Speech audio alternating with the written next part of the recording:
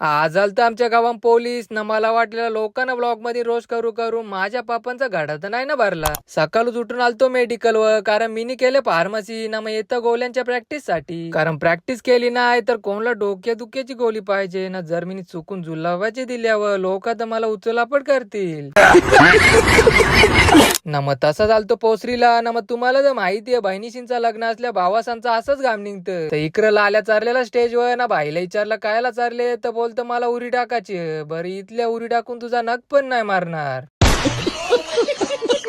आलतो भाचीसला घ्यायला ना, तिला विचारलं तुला अर्थ कायला तर बोलतो तुम्हाला व्लॉग मध्ये ना घेस. बाकी माझं पण फॅन होता. घरी आलो तर बघता तर इकडे काका शेखर आलतो पोलीस ना. नंतर समजला का बरं आमदार बाई आल्या ना. मग रातच्या आलतो पोसरीला हल्दीला ना. इकडे सर्वे बाई बोलत होता का व्लॉग मध्ये ना असा विचार का आपल्या दोघातल्या कोण गोरा दिसत. बाईला बरं काला ना गोरा दिसून का फायदा, आपण दोघं तर सिंगलच आहो. पहिले यो पोऱ्या मला बोलला व्लॉग मध्ये घे ना, बाईला घेतला तेव्हा भूतार कपाला लागला. इकडे सगळी मारता नॉनव्हेज होता ना, मला तर काही मटण जमत नाही ना. मग मी चालतो इकडे वरण भात खायला ना, माझ्या बरोबर आज व्हेज वर आज पण बसले. अरे तुम्ही बघून हैराण झाला असं कुठला ब्लॉगर आहे एकटा जेवायला बसते.